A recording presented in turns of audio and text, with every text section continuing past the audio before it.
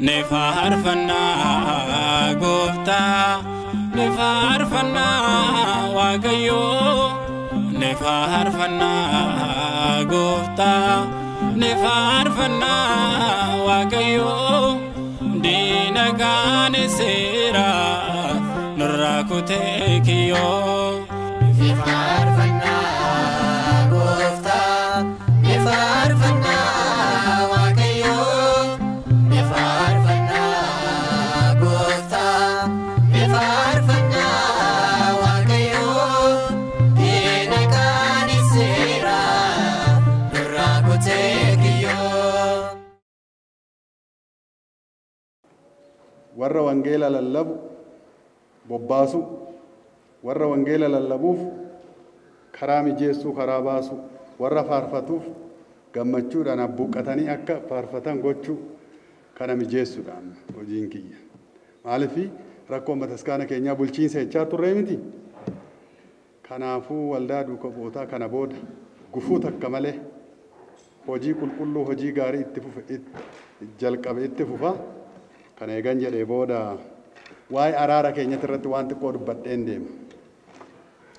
Dallaa jala deemanii oduu odeessuun daggala keessa deemanii falmuun homaa nun baasne miidhaa nurraan ga'e malee. Waan dhugaa qabnuuf rakkoo keessa baane malee odoo akka isaanii dhugaa malee karaa jallataa deemnee raannee hin jirru. Waldaa duuka bootaa jechuun immoo kiyya. Kan Abuna Saawiroos, kan Abuna Yaareed, kan Abuna Gorgoriyoos. Hamphaaphaasota hundaati waldaa duuka bootaa. Namni akka jedhu miti. Kanaafuu araarri keenya inni guddaan waldaa duuka bootaa alaa faarfachuu odoon ta'in, alaa wangeela lallabuu odoon ta'in keessa seenee keessaa tajaajila akka kennu barbaadameeti. Kanaaf akkamitti araaramtanii akkamitti araaramtini araarri kun maalidha? Araarri nuti duraanis yoo ta'e lola barbaannetii miti. Alatti gadi baanee iyyuu barbaannetii miti.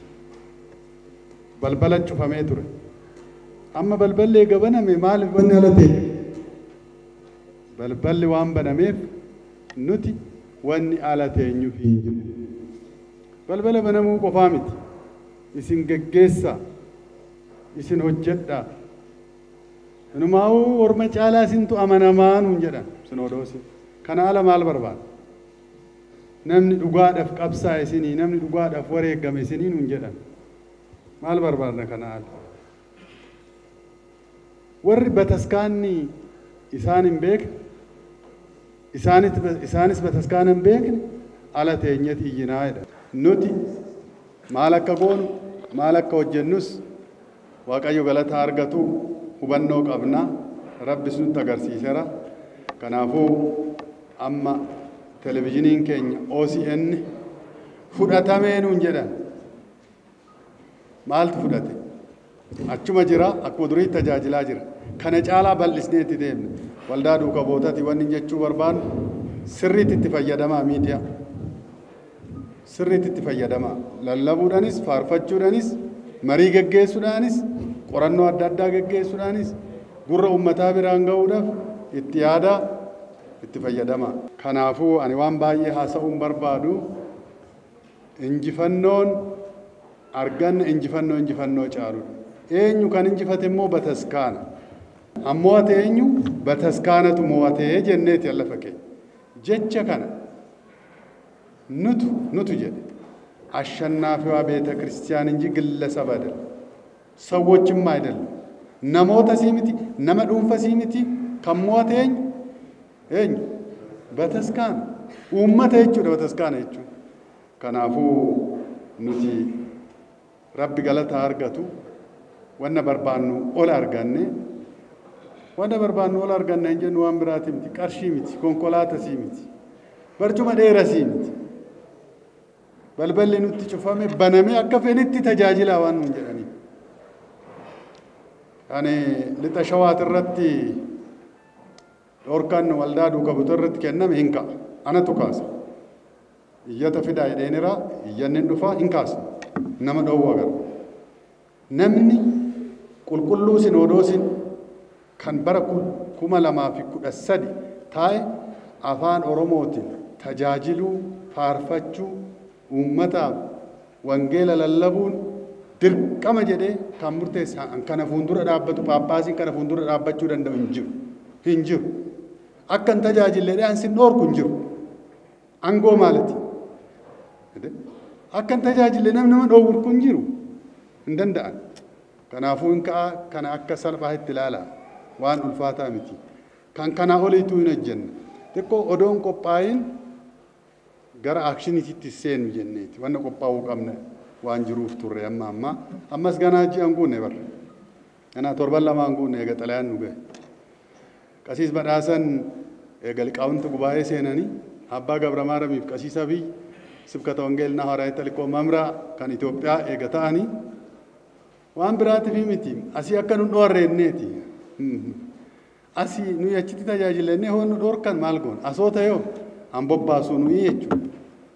Ofii bobbaasuu dhiisnee lakki nuyi ala teenyee kadhannu ala teenyee iyyuu boo'uu nurra jiraa warri jedhu itti fufuu danda'a. Kanaafuu ulfaadhaa waltajjii gaarii isiniif haa godhu.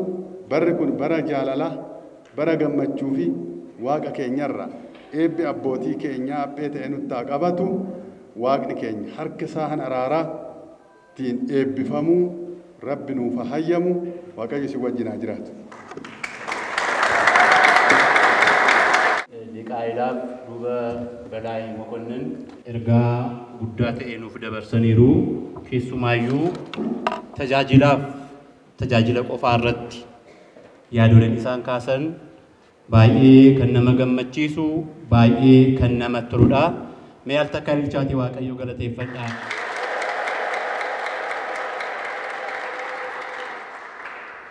Tajaajilli afaan Oromiffaatiin kennamu deeggarsi isaaf barbaachisuu qabu akkaataa barbaachisummaa isaatti ta'ee waan hin argamneefidha. Baay'ooliin keenya kaleessa kan quuqamaa turre kaleessa wanna adda addaa kan dubbachaa turre kanaaf qofaadha. Kanaafuu tokko yaadni mana kiristaanaa keenyaas yaadoleen nama kaaniis tajaajilli afaan Oromiffaatiin kennamu tokko kanaan ta'uu qabaadha. Sirrimoo sirrii miti kanuma qofaadha. Kana alatti yaada biraa hin qabnu. Mistiraachoo isaan nutti himanis kanumadha. Maqaan Waaqayyoo kan galatoome haa ta'u.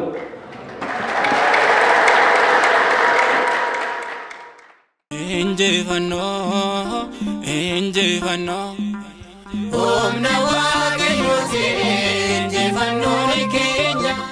Maqaa Abbaa kan Ilmaa kan Hafuura Qulqulluu Waaqa tokkoo amiin. Kabajamoota abbootii koo abbaa keenyaa Malaaka Gannat abbaa Gabra Maariyaam liqa lisaanaat luba badhaasaa abbaa keenya abbaa Waldeeksidaan akkasumas abbootii keenya hundumaa lallabdoota wangeelaa faarfattoota keenya akka eeyyamaaf jaalala Waaqayyootti fagoorraas dhiyoorraas guyyaa har'aa bakka eebbifamaa bakka kabajamaa sagantaa eebbifamaaf kabajamaa kanaaf jettanii bakka kanatti walitti kan qabatan maatiin Waaqayyoo ijoolleen haala keenya dubroo maaramii hundi keessan akkam jirtu akkam ooltanii akkam yoona kana geessanii amiin. Waaqayyo uumaan keenyaa eeyyamaaf jaalala isaa ta'ee balleessaa keenyaa cubbuu keenyaa dogoggora keenya hundumaaf nuuf dhiifama nuuf taasisee umurii keenya irratti sa'aatii kana daqiiqaa kana yeroo kana nuuf kennee bifa kanaan kallattii kanaan wal agarree qulqulluu sagalee Waaqayyoo akka barannuuf nuuf eeyyamee walitti kan nu qabeef galanni ni guddaan isaaf haa ta'u. Yeroo hundumaa araarsummaa isheetiin nu wajjin kan taate deessuu Waaqaa haadha keenya qulqulleetti dubroo maaramii abbootii keenya qulqullootaa ergamoota Waaqayyoo hunduma isaaniitiif akkaataa kennaa isaaniif ulfina isaaniitti galanni isaaniif haa ta'u. Akkuma obboleessi keenya barsiisaa katamaan dubbatee hayyoota baay'eetu nu gidduutti argamu. barsiisota baay'ee qabnaa. Haa ta'u malee ajajamuun immoo aarsaa guddaa caala waan ta'eef ajajamuuf jecha daqiiqaa muraasaaf fuuldura keessan nan dhaabbadha. Yeroo hundumaayyuu eenyuyyuu haa dhaabbatu, waltajjii eenyuyyuu haa qabatu. Kan barsiisu eenyudha? Kan nu barsiisu Waaqayyo.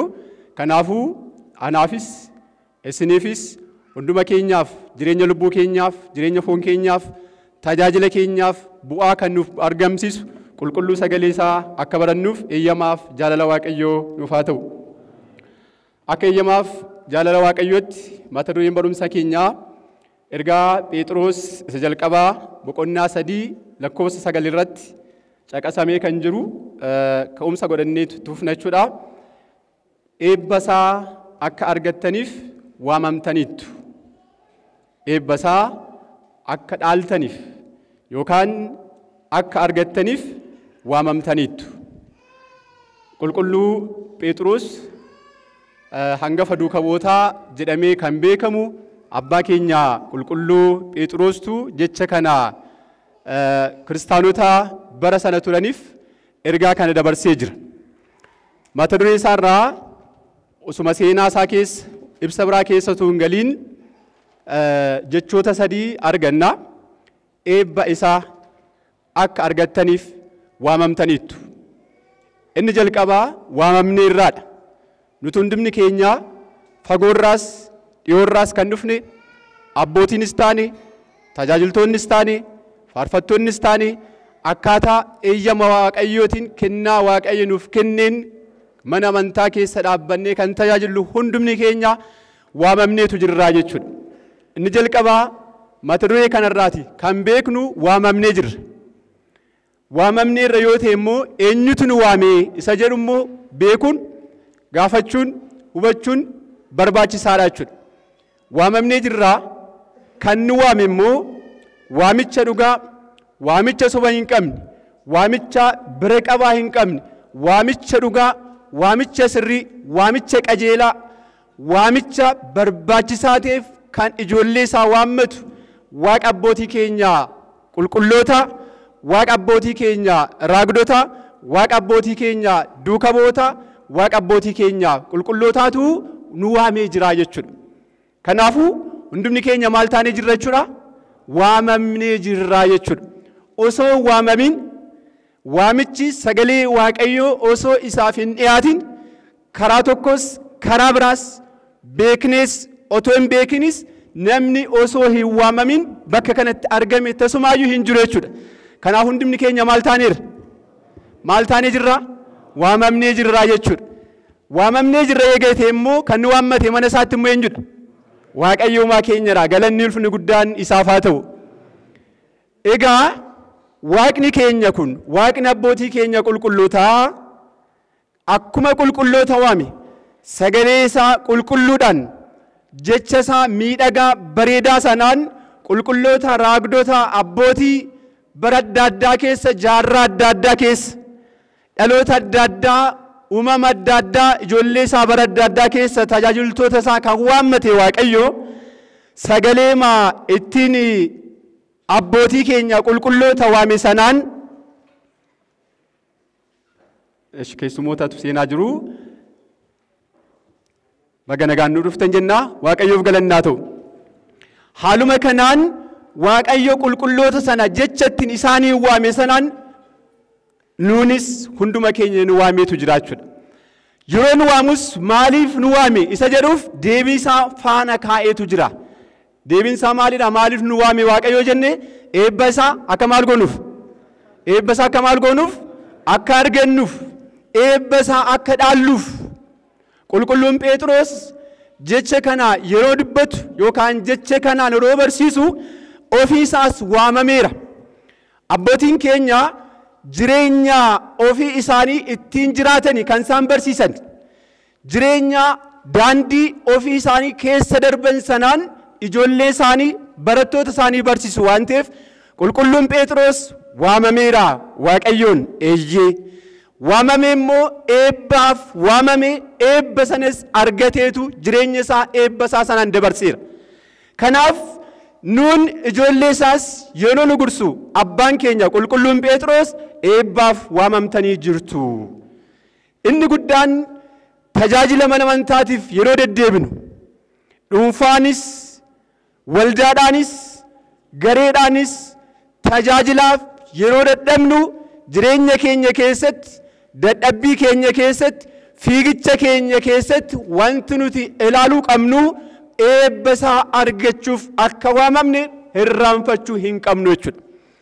Sababiin isaa tajaajilli yookaan jireenyi kiristinnaatiin jiraachuu bu'aa ba'ii baay'ee waan qabuuf, qormaata baay'ee waan qabuuf, kufuu ka'uu waan qabuuf, argachuu dhabuu waan qabuuf, dhukkubsachuu fayyuu waan qabuuf, gufuun rukutamanii kufuu, gufuu sana jalaa immoo deebi'anii dammaqanii ka'uu waan qabuuf bu'aa ba'ii jireenya kiristinnaa keessatti, bu'aa ba'ii jireenya tajaajilaa keessatti arginu keessatti dhaabannee yeroo if ilaallu maaliif hin dadhabee, maaliif hin gufadhaa, maaliif qormaanni akkana kanaa narra ga'ee, an amantaa kootti waan hin jabaadheef, waan hin tajaajileef, waan hin faarfadheef, waan hin kitaaba qopheesseef, waan hin qaddaseef, waan hin faarfadheef qormaanni kun narra ga'aa jennee boodatti akka nuti hin deebineef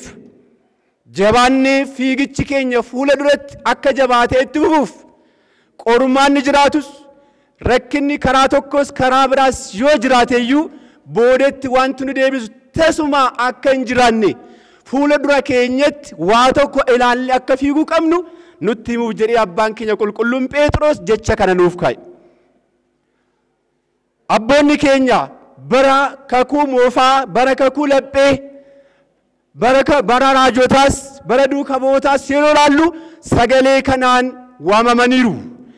Sagalee kanaan waamamuu qofaatu hin ta'in akkaataama waamaman kanaan immoo eebba sana argachuuf jedhanii qormaata hedduu, rakkina hedduu, gidiraa hedduu keessa darbaniitu jiru.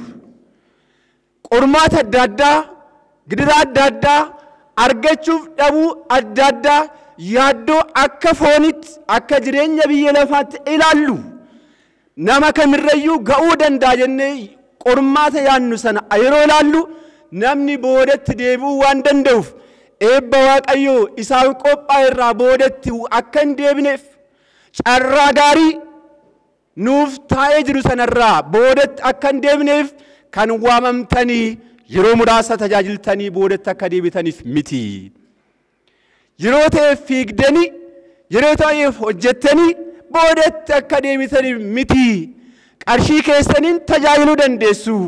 Beekumsaaf kennaa ogummaa Waaqayyoo isiniif kenneen tajaajiluu dandeessu. Beekumsaan kennaa adda addaatiin humna keessaniin karaa tokkos karaa kamis mana Waaqayyoo tajaajiluuf of qopheessuu dandeessu. Garuu maaltu jira? Qorumsa jira. Garuu maaltu jira? Rakkina adda addaa jira. Garuu maaltu jira? Abdii kutuun jira. Garuu maaltu jira? Sodaa baay'eetu jira. Garuu maaltu jira? Wantoota abdii nama kutachiisan kallattii adda addaatiin baay'eetu jira. Kanaafuu yeroo sana dhaabbadhaati of ilaalaa. Maaliin eebba fuuldura keessan jiru sana akka argattan qormaanni fuuldura keessan jiru sun yeroo booda haqamee diigamee akka hurrii akka qilleessaa bittinnaa'ee akka ni deemu eegaati sana amanaati fiigicha keessan hamma dhumaatti fiigaa nun jedha. Kanaafidha abbaan keenya qulqulluun Phaawulos saba Qorontosiif yeroo ergu ergaa isaa lammaffaa boqonnaa 11 lakkoofsa 22 eegallee yoo dubbisnu ergaa guddaa nuuf ka'ee jira. Adeemsa tajaajilaa keessatti fiigicha kiristinnaa keessatti sochii nuti dhimma mana amantaaf jennee dhimma tajaajilaaf taasisnu keessatti dhimmoota rakkinoowwan nu mudachuu danda'an yeroo nutti himu ani qormaanni gufaatiin adda addaa namirra ga'aniiru. Isin ni beelofne jettu, ani garuu isinitti nima caalaatti beela'eeraa jedha. Isin hidhamneera jettu dhimma tajaajilaaf, dhimma wangeelaaf, dhimma mana amantaaf dhimma kiristaanotaaf hidhamne jettu dhugaa koo isinitti himaa natu caalaatti hidhame isin reebamneerra garafamneerra jettu dhugaa koo isinitti himaa natu caalaatti garafame bidiruun koo yookaan dooniin koo yeroo hedduu na jalaaf cabee jira bosona keessa cabsee tajaajilaaf deemeen jira daandii kana roon deemu jedhe qulqulluun Phaawulos warra obboloota warra sobduu biratti sodaan na qabatee jira sobdoonni narratti kaka'u jedhe sobdoonni qormaata waa'ee narraan ga'u jedhe mana amantaa miidhu jedhe hawaasa koo tajaajiltamu warran tajaajilu miidhu jedhe waa'ee isaaniif obboloota sobdootaan sodaadheen jira obboloota sobdoota miti obbolootuma kooyyuu sodaadheen jira qormaata baay'ee keessa darbeen jira jedhe kan hundumaa eega jedhe booda maaliin guduunfee qulqulluun Phaawulos lakkoofsa 28 irra deemtanii ulaaltan wanni kun hundumtu reebamuun koo hidhamuun koo beela'uun koo qorumsaaf rakkina adda addaa keessatti dabarfamuun koo kana keessa qaxxaamuree deemuun koo hundumaayyuu homaanatti hin fakkaanne anaaf yaaddoon kennu inni guddaan maalodha waa'ee manneen kiristaanaati waa'ee maaliiti waa'ee manneen kiristaanaati osuman reebamu kana yaadda waa'ee mana kiristaanaati osuman beela'u osoon hagabuu oolee tajaajila oolee hagabuu koo bulu kan na yaaddeessu waa'ee mana tajaajilaa mana amantaati osuma sobdoon irratti ka'anii na himatanii kan na yaaddeessu waa'ee eenyummaa kootii miti waa'ee lubbuu kootiyyuu miti kan na yaaddeessu waa'ee manneen kiristaanaati waa'ee amantootaati waa'ee warra guyyaa 48 hin cuuphamin akkumatti qilleessa irratti hafaniitu na dhiphisa waa'ee manni kiristaanaa jigee jiruuf manni kiristaanaa raafame waan jiruuf wangeelli waan hin babal'anneef warri cuuphamanis immoo boodatti deebi'anii amantaa isaanii gananii warra jiraniif waa'ee isaaniitu na dhiphisa waa'ee koo miti eeyyee kana hundumaa yeroo jedhu abbaan keenya qulqulluun Phaawulos eebba fuula isaa duratti argamee jiru sana sirriitti fagootti waan ilaalee jiruuf kanaaf dhumarrattis maal jedhee ergaa isaa barataa isaa Xiimotewosiif yeroo ergi Xiimotewos lammaffaa boqonnaa 4 irratti fiigicha koo isa gaarii fiigee xumureeraa jedhe dhumarratti barsiisee lallabee dadhabee aarsaa hedduu kaffalee wareegama guddaa kaffalee booda waan isarraa eegamu waadaa waaqayyo isaaf kenne imaanaa waaqayyo isatti hime sana hundumaa eega xumuree booda wareegamummaa gaarii kaffaleera aarsaa narraa eegamu kaffaleera yamaatii waaqayyo nafaana jirtu mee of ilaallu yeroo hin qabnu waan ta'eef nan gabaabsa aarsaa nuti kaffalaa jirru aarsaa akkamiiti aarsaan wareegamummaan nurraati eegamu wareegamummaa abbaan keenya Phaawulos kafalee darbe wareegamummaa duukamoonni hundi kafalanii darban wareegamummaa raagdoonni kakuu moofaa kafalanii darban sun anarraas isinirraas hunduma keenyarraa nurraati eegama waa'ee eenyuuf waa'ee mana amantaa keenyaaf waa'ee mana kiristaanaa keenyaaf waa'ee uummataa Kiristoosin tumbariin qulqulleetti dubroo maaramiitu nubatiin waa'ee eenyummaa qulqullootaa wareegamtootaa tun beekin warra jiraatan waa'ee isaaniif jecha qabsuura hayyoonni abbootiin keenya qulqulloonni qabsuuranii darban sana qabsaa'uudhaaf nurraati eegama jechuudha qabsuurri sun qabsuura gaarii Phaawulos kan jedhe qabsuura gaarii wareegamummaa gaarii wareegamummaa hedduu waan jiruuf akka tasaa wareegamummaa hin barbaachisne keessas namoonni galaa jiran waan jiraniif sanarraa immoo akka of eegnuuf wareegamummaan tana keessas akka hin galleef sababiinsaa kiristaanni yeroo deemu waan hundumaayyuu miiraan miti kan hojjetu amantaadhaan hojjeta hubannoodhaan hojjeta obsaan hojjeta waaqayyoon amanee amantaadhaan waaqas jireenya isaa deemsa isaa hojii isaa waaqayyotti kennee deema waan ta'eef kiristaanni yeroo hundumaa sochiinsaa hubannoo irratti kan hundaa'edha akka tasaa ka'ee kan fiigu miti akka tasaa ka'ee kan dubbatu miti akka tasaa ka'ee kan waan tokko raawwatu tun ta'in of eeggannoodhaan hubannoodhaan madaallii guddaadhaan tajaajila isaa jabeessee cimsee itti fufaa jechuudha. Kanaaf wareegamni nuti kafallu tajaajilli nuti kenninu wareegamummaa gaarii eebba jireenya foon keenyaafis ta'e lubbuu keenyaaf Waaqayyo irraa eebba gaarii kan nuuf kennisiisu ta'uu qaba jechuudha. Dhumarratti qulqulluun Phaawulos Ibroota boqonnaa 12 lakkoofsa 1 irratti yeroo ibsu fiigicha fuula keenya dura jiru ilaallee obsaan haa fiignu jedha. Fiigicha yookaan wal dorgommii fuuldura keessan jiru haala kamiin fiigaa jedhamne? Obsaan fiigaa. Maaliin fiigaa? Dhagaan jirtan maaliin fiigaa? Obsaan. Amantaadhaan obsaan fiigaa. Fiigicha maali? Wal dorgommii maali? Wal dorgommii amantaa. Wal dorgommii mana Waaqayyootti. Wal dorgommii tajaajila hafuuraa. Wal dorgommii gaabbii galuu. Wal dorgommii dhiiga isaa foon isaa nyaatanii dhuguu. Wal dorgommii Waaqayyo jaallatu sanaaf wal dorgommii guddaatu fuuldura keessan jira waan ta'eef yeroo wal dorgommii kanaaf fiigdan yeroo tajaajilaaf adeemtan hubannoodhaan amantaadhaan obsaan ta'uu qabaa jedha. Kanaafuu yamaatii Waaqayyoo hundi keenya Waaqayyo karaa tokkos karaa kamis hundumni keenya akka isa tajaajilluuf kan isa hin tajaajille hin jiru hundi keenya akka isa tajaajilluun kennaa inni nuuf kenneen beekumsa qabnuun humna qabnuun kennaa qabnu hundumaan Waaqa keenya akka tajaajilluuf tajaajila kanaan immoo amantaaf obsaan akka fiignuuf jechi kun nuuf taa'etu jira jechuudha.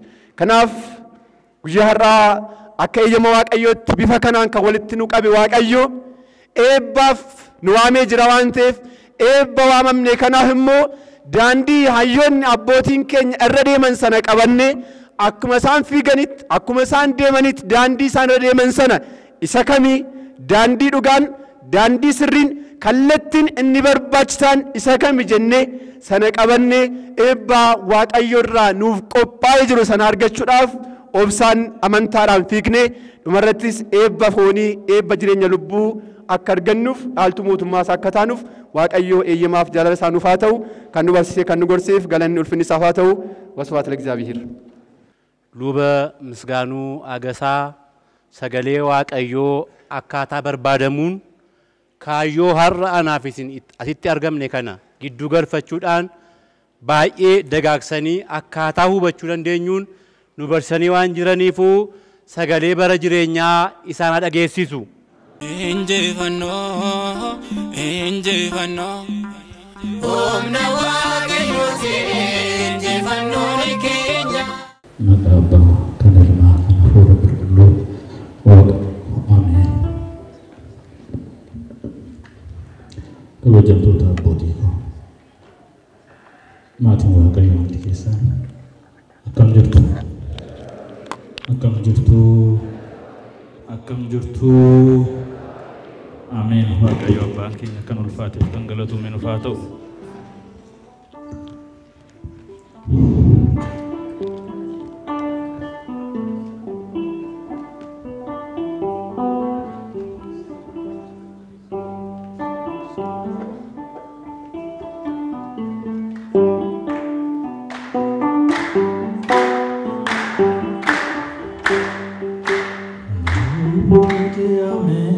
harka kol qabe wangela ke duga dunya labe kuno je ame harka kol qabe wangela ke duga dunya labe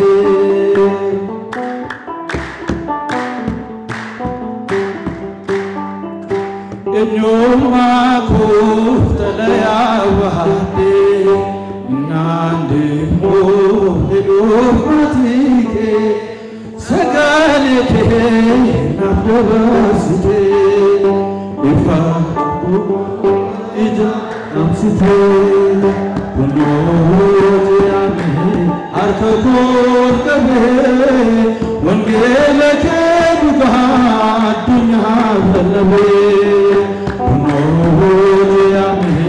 harka kol kabe wangeela kee dhugaa addunyaaf lallabee.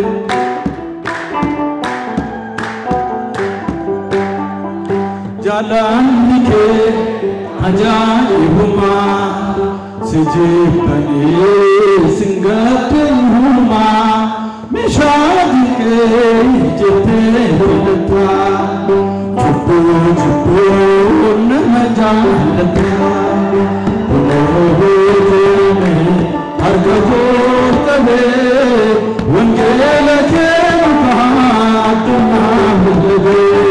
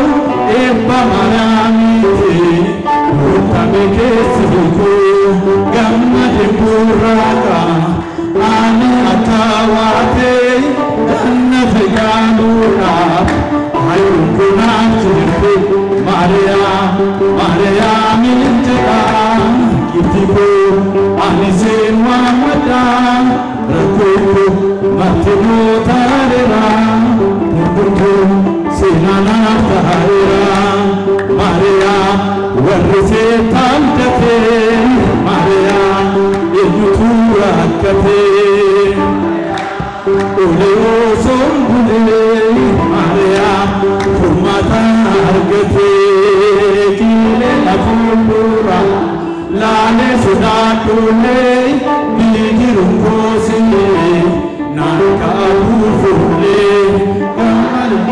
Sarvana Are Amijetu Enu Tukanu Harbi Sigarachu Maria Mijera Itiku Anisewa Mata Ratu Matimu Tarera Unduku Sinana Tarera Maria Mijera Itiku Anisewa Mata Ratu Matimu Tarera Unduku Sinana Tarera No,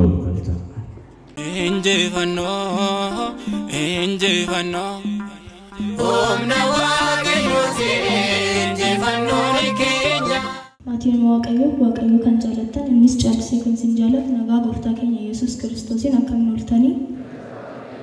dhuftanii Amiin maqaa waaqan keenya handaaraan gandaara samii galafit kan galatamuu fi kan eebbifame dhufaa ta'u Faaru tokko waliin faarfanna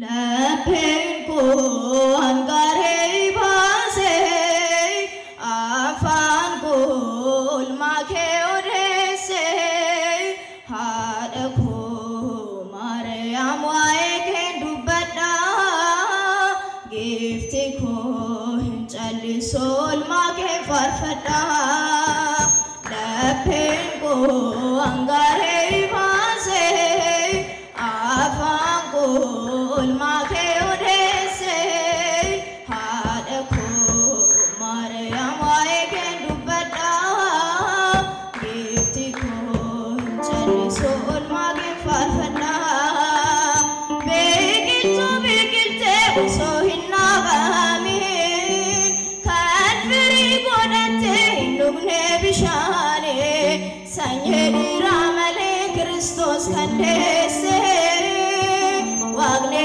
mulanne karage mulise sanyedi ramale Kristos kandese Wagne mulanne karage mulise Lapengo angare mase afango ulmake odese hadako Mariam waeke dubada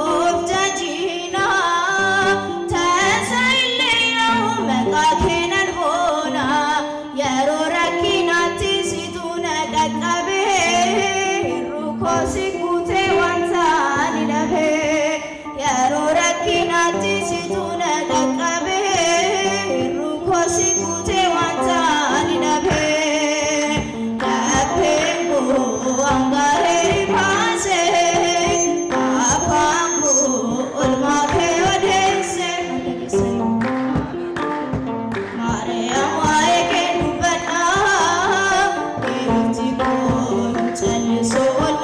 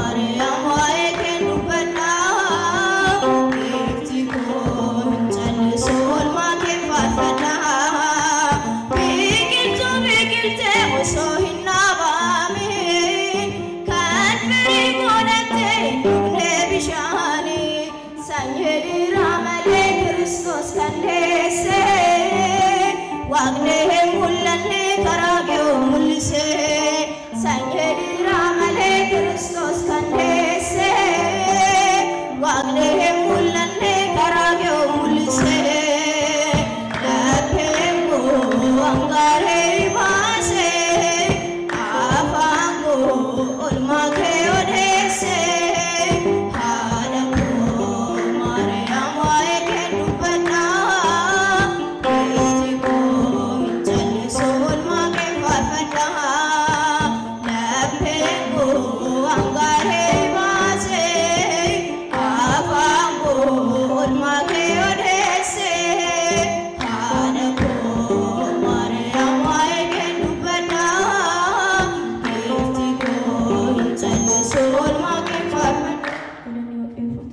Gasi galateeffannaa amboorraa obboleettii keenya tajaajila keetiin Waaqayyo si jabeessu itti aansuudhaan sagantaan keenya kan inni ta'u hundeeffama waldaa duuka bu'ootaa waggaa 9ffaa sababeeffachuudhaan waldaan keenya waldaan duuka bu'ootaa macaafolee adda addaa qopheesseera CD adda addaas qopheessee jira jechuudha.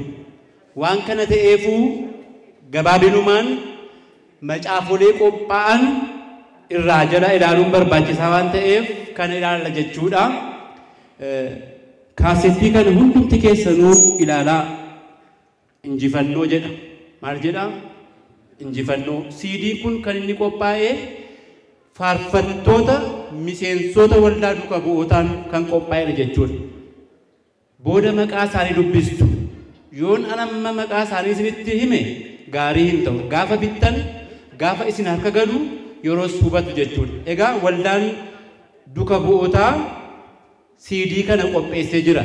CD kana gaafa inni qopheessu tajaajila afaan Oromoo keessatti faarfannaan iddoo guddaa qaba.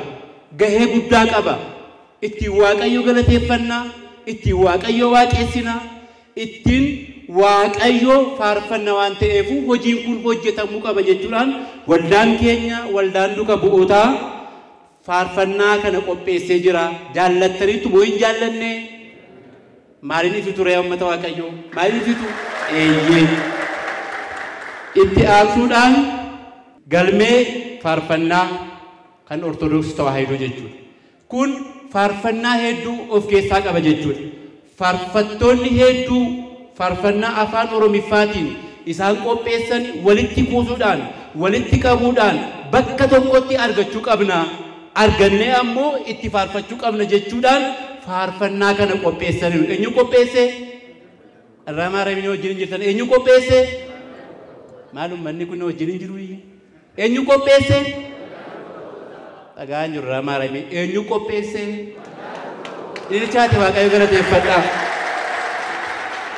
Waldaa duuka bu'ootaatu qopheesse. Hagati waldaan duuka bu'ootaa. Haga namni haasa'u miti. Haga namni jedhu miti waldaan duuka bu'ootaa. Waldaaleen naannoo Oromiyaa keessa jiran hundumti isaanuu mana kiristaanaatiif quuqamanii waa'ee mana kiristaanaa kan dubbatan malee kaayyoo biraa gonkumaan hin qaban. Sirrii moo sirrii miti? Mee waldaalee keenyaaf harka galchaati Waaqayyo galateeffadhaa. Kana sadaffaan immoo sagalee dhugaa. Waldaan duuka bu'ootaa sagalee dhugaa Ortodoksii kan jedhu macaafa kana maxxansee ji'a 3 qopheessaa ture. Kanammoo hundumaaf waraabsatu jechuudha. Eebba yookiin immoo hundeeffama waldaa duuka bu'ootaa 9ffaa kanarrattis macaafni kun qophooftee jirti jechuudha. Macaafa kana keessatti egaa haala yeroo irratti hundaa'uudhaan barumsi wangeelaa hin jira, ergaan waldaa duuka bu'ootaa jira, wantoonni adda addaa jiru jechuudha. Kanas qopheessine moo qopheessine qopheessinee jirra jechuudha. Meeqaffaarra jirra? 3ffaarra jira jechuudha. 4ffaarratti waa'ee fitaatii fi taskaaraa mormiin ka'amoo hin ka'u. Fitaatii fi taskaaraatti mormiin hin ka'amoo hin ka'u. Manni kiristaanaa keenya garuu dhimma kanaaf deebii qabdi moo deebii hin qabdu? Deebii qabdu moo hin qabdu? Dhugaan jiru kunooti.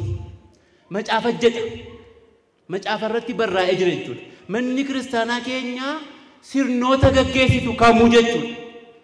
macaafa qulqulluu irratti hundaa'uudhaan macaafa abbootiin keenya qopheessan irratti hundaa'uudhaan qopheesse jechuudha. Kanaafuu waldaan duuka bu'ootaa manni kiristaanaa sirrii ta'uusaa manni kiristaanaa sirnoonni isheen gaggeessaa jirtu hunduu macaafa qulqulluu irratti hundaa'ee ta'uusaa ibsuudhaa fi maalummaa hiikkaa fitaatii fi taskaaraa itti fufuun immoo meeqaffaarra jirra? Meeqaffaarra jirra?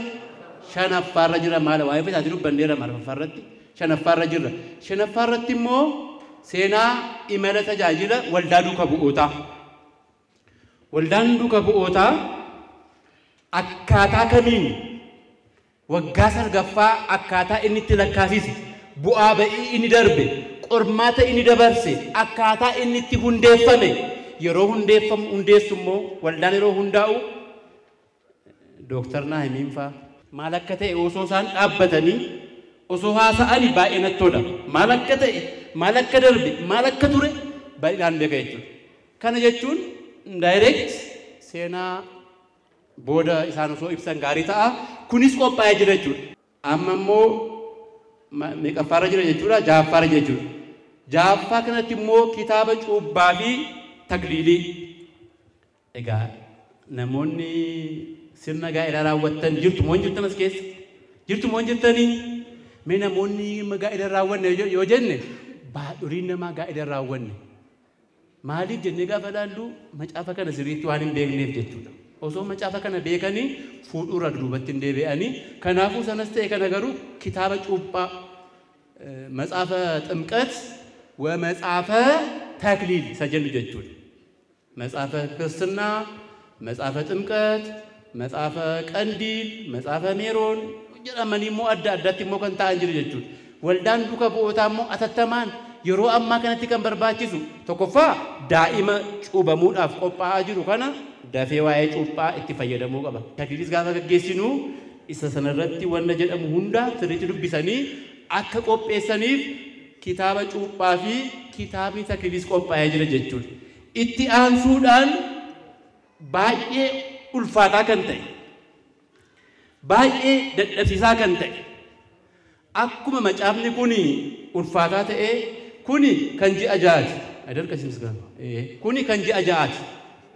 መጽሐፈ ስንክሳር ተጀነ ይጅሩ ወበዛቲ ኢለት ጀነ በስመ አብ ወወልድ ወመንፈስ ቅዱስ አሐዱ አምላክ አሜን ወበዛቲ ኢለት ኮነ ጀነ ጉያ ሰነቲ ኤኙ አከከበጀሙ ማለከተ ማሉማ ጉያ ሰና ስሪቲ ከንዱበኑ ጀቹል መጽሐፍኒ ኩኒ ወለካሳት ከንጂ አጃሃት ጀቹል ከኒ ወጋ በከለመቲ ቆደመ ጀረ ጀቹል መጽሐፈ ከነ gi'izirra gara amaarifaatti kan fidani abbaa laa'ika maariyaam asallaa abbaa laa'ika maariyaam kan jedhaman jechuudha. Bara dheeraaf gi'izin ture jechuudha. Akkuma isaan qopheessan immoo waldaan duuka bu'ootaas maaliif mana kiristaanaa keessatti yeroo hundaa አንድ አምላክ በሚሆን በአብ በወልድ በመንፈስ ቅዱስ ስም ዛሬ የካቲት ሀርመን ጉያን ሜቃ ሀርመን ሜቃ ጉያን መጋ ህዳር 27 በዚህች ቀን አባ እከሌ አረፈ በዚህች ቀን የጻድቁ አባት መታሰቢያ ነው በዚህች ቀን እንደዚህ ነው ጀለኔ ከን ያደሙሱን ከነ ቆፋቲ ማፍጎና ኡመና ኖሮ የሚያረጅሩ ጉያ ከነቲ አከስተኤ ጉያ ከነቲ አባ አበሉኒ ቦቀተኒ ጉያ ከነቲ አባ አበሉኒ ጉያቲ ዳለተኒዳ ጉያ ከነቲ አባ አበሉኒ ሆጂ አከሲ ሆጀተኒ ወሬገማ አከሲ ፉደተኒ ጀለሚያቺ ቦደሙ አርኬንስ ጅራ إذا ما جافك أنا كيسات وان باي جيران وما تواكيو ما جافك أنا كيساتي قوكا إرجموتاس قوكا أمتك الناس إتت أجيفنا جتول أركي كان جل مرتي لوما مسجانو أركي كم بيسنا جو مديري إيجا ما جافك أنا بيسنا كيساتي لومني مسجانو أدي روما كابوجي يادا إسيرس بيتو هندو بيكا جتول وكان رتي أركي كان جل مجرا سلام لأكلي سلام لابا غالي نا نا نا نا نا جدا ميتي فوفا جيتو وادم باسني بلينا مباسن ترى جيتو وانتي كونو دوجراس كيسا جيتو كنافو مجافنا كنا كيساتي قوكا ياريت يوكي مو قوكا إرغموتا يو أغر رمون أغروري هين أغر جيتو كنافو والدان دوكا بوتا إتت أمي itti dadhabee aarsaa guddaa itti kanfalee dhuguma aarsaa guddaa itti kanfalee Amaariffaa irraa hiikuu qofaa miti gi'izii wajjin wal madaalchisuun baay'ee murteessaadha. Macaafni kamuu yeroo hiikamuu gi'izii hundeeffachuu qaba. Kana irratti Dooktar Biraanuun gidduutti argamu sirriitti beeku seenaa kana. Macaafa qiddaasee yeroo hiikanii waan baay'ee beeku waan ta'eef jechuudha. Kanaafuu waldaan duuka bu'ootaa macaafa kana yeroo qopheessu abbootii warra qinee danda'an warra gi'izii danda'an deemee gaafatee hiikkoonsaa kun maal fakkaata akkamiin jedheetu wanna baay'ee keessa galeetu. Yeroo macaafa kana maxxanee arginu waan salphaatii bu'aan maxxanee fakkaachuu danda'a. Miti garuu aarsaa guddaa itti kaffalameetu. Kanaafuu waldaan keenya waldaan duuka bu'ootaa macaafa sinkisaaraa kan waggaati moo kan ji'a jaati yeroodhaaf jechuudha. Hin dandeenyu kan ulfaatara dubbiin aduma takkaatiin itti deemuu hin dandeenyu qarshiin jira yeroon jira waan baay'ee jira.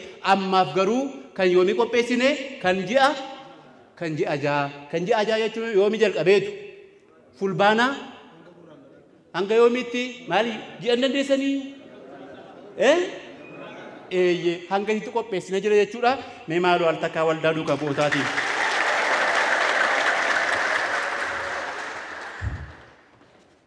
Inni dhumaa macaafa amantaa abbootaa ሃይማኖተ አበው isa jennu jechuudha. ሃይማኖተ አበው kan jennu erga duuka bu'oonni gooftaa boqotaniin booda barattoottan isaanii bakka buusanii waa'ee waaqummaa maalummaa waaqummaa waaqni eenyu akka ta'e keessumaayyuu addunyaa kana keessatti shakkiin adda addaa uumamuuf deebii guddaa kan kennu jechuudha.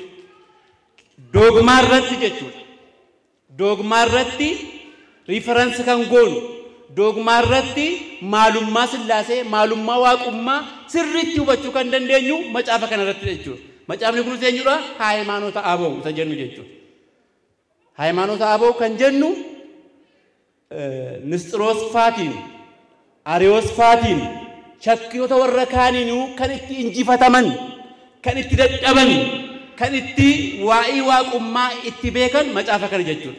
Waldaan keenya waldaan duuka bu'ootaas dubbiin inni guddaa waa'ee waaqummaa irrattidha. Waa'ee waaqummaa irratti gonkumaa walii galuu hin dandeenyu. Waaqni waaqadha jechuudhaan kanas uummanni keenya sirriitti beekuu qaba jedhee macaafa kana qopheessire jechuudha. Macaafni kunis macaafa ulfaataadha. Macaafa abbootii keenyaati.